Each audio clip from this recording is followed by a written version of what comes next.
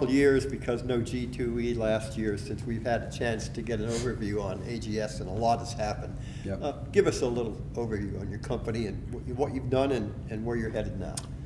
So obviously COVID was COVID, right? And for a couple, 2-3 months there, it was very interesting because I'm sure like you, none of us knew, how long that was going to last. Some people were like thinking it would last a year or more. That didn't happen, thank goodness. As with most companies, jumped right back on the saddle, got right to it again. Somewhere in there, right before COVID, we were starting to release our premium products for our EGM, our slot division. So that went very well. Once, I can't say post-COVID, but once we reopened as an industry, we started to really place a lot of our Star Wall product. Since then, we've also added a second premium offering, and that's our Curve premium product. And we went right back to our pretty golden pig there, Rakin' Bacon, and he's doing very well. And so we're pleased about that. Table games has been humming. Our products there, I think, are fantastic, and they've been fantastic for a while. But what's really going well for us now is our progressives. So I think our progressives are, I said the other day, they're arguably the best in the industry, and our head of IR, who said, no, they are the best in the industry. They're not arguably. So he says they are. I believe him. And then online, we're doing quite well too. So have had a big shift. We were not Ebitda positive prior to COVID. COVID sort of helped us move into a positive territory, and we've only improved since then. The slot surveys that we co-produce with Eilers and Krejcik consistently show that your games are popular. Yeah. What's the secret sauce? They're all my ideas, right? Secret sauce is they keep me as far away from the games as possible. I think that actually we've been improving of late too. I'm sure you take a peek at those every now and then, but been on a nice little hot streak.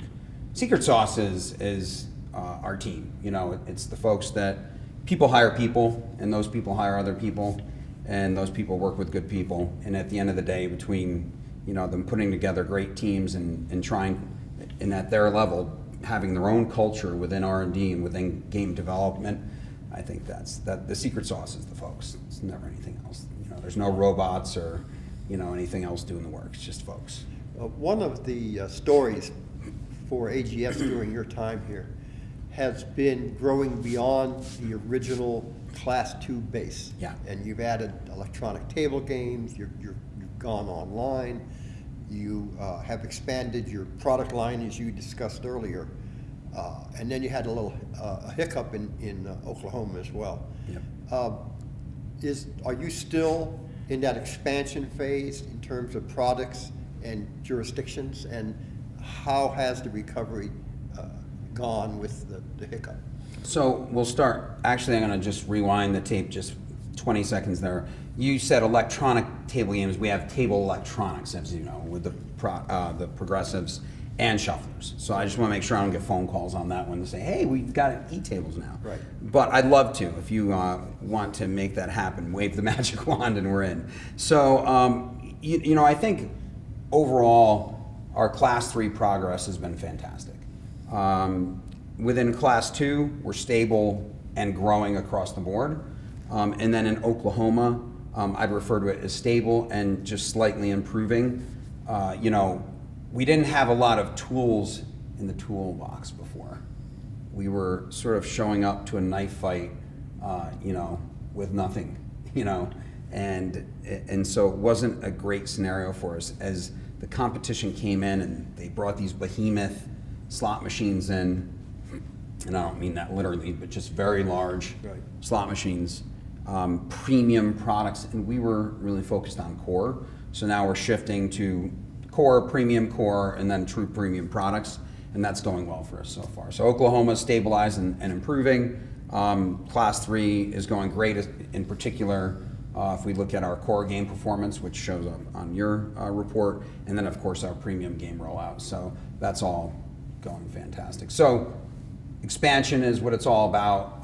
We're in all jurisdictions, There's very few places that we aren't, but it's all about really premium, continued success in core, and then, you know, of course, Class 2 is always a huge focus for us.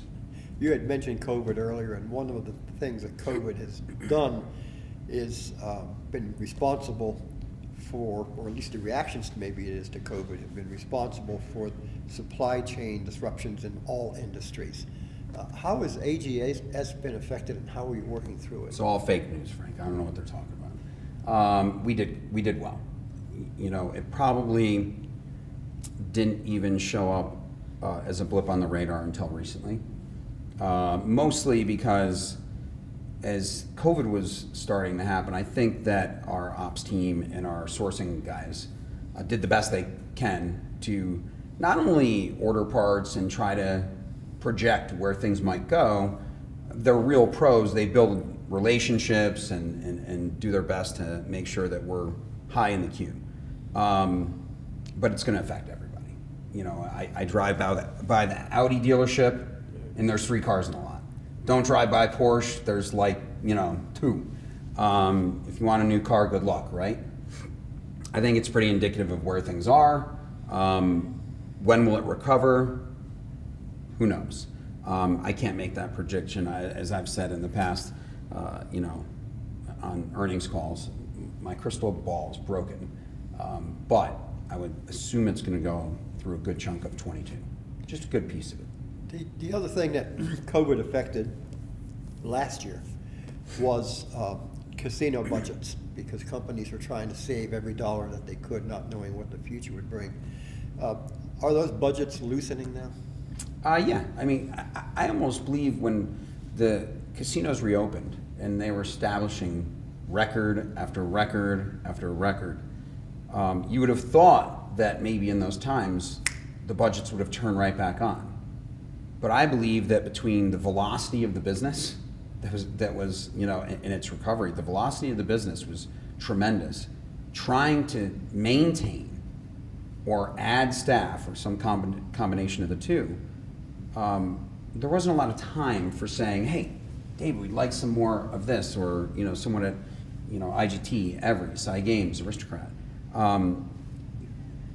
They didn't have a lot of time for it, I think. It was probably chaos is the only way I could think of it.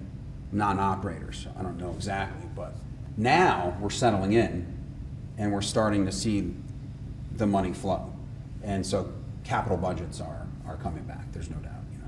Great. Your stock is still below what it was at your IPO. So you're buying it, right? I have been a buyer. All right, there we go. Enough said. We're in business. What do you tell investors today? Oh, I mean, this is a great question for our head of IR, Brad Boyer, but he hits this constantly. He said if you look at either our trailing multiple or our forward multiple, how we have stabilized Oklahoma, which some folks, you know, I think have unnecessary jitters about. But the stabilization there, our growth even in Class 2 outside of Oklahoma, Class 3, you know, like I said, penetrating, you know, the premium space, core games are flying again. Table game, you know, products, which you know get a higher valuation on Wall Street than the slot business, having the best progressives, being Ebitda positive, you know, as soon as Mexico comes back, we're right in business again. You know, Mexico is a little bit slower to recover. So when you look at those either trailing or forward multiples, everyone should be a buyer. Okay. Okay, so we're at G2E this year. We are. And we all come here to see the newest and best products. What are 2 or 3 must-sees at the AGS booth? No such thing. Have to see them all. You got to see them all. I'd say if you only have 2 or 3 minutes, then you've got to. I think it'd be great for customers, especially in the table game space, to come check out our new shuffler. You know, we have shown it in prototype form before. We're very close to what we'll call production level now, but it's installed. Versus in the past when we showed it, it was a prototype. What do you think? How can we improve? You know, are the features there for you? Pricing, everything. And so now it's installed. We've got it installed sort of in your neck of the woods. Doing very well early on. We'll do the right thing and roll it out the right way. Some old fellow I used to work for made sure I did that. We'll do the same thing now, right? So the shuffler is fantastic. I think take a look at the progressives too, because they are incredible. Our Curve Premium product will be in the booth, and I think that just our core offerings in general, we have some core games that are outperforming premium products on the floor. So I'd suggest our customers get out there and sort of check out our core stuff. So I just mentioned everything. Come see it all. You just did. Yeah. And keep buying stock. That's right. What else final things would you like folks to know about AGS? Hey, everything I just sort of stated, that this isn't sort of a recovery story. This is almost a valuation story at this point. In 22, we're going to be in a very good spot. Great momentum on products, new products that have never really seen the light of day before, like the shuffler, but it's just getting launched now. So I think there's a lot of upside for the company, and I couldn't be any happier where we sit right now. And then now we hope COVID dies a miserable, fast death in its sleep, right? Right. That's next. Well, David, that's a great overview. Good deal. You. Thanks. Appreciate it.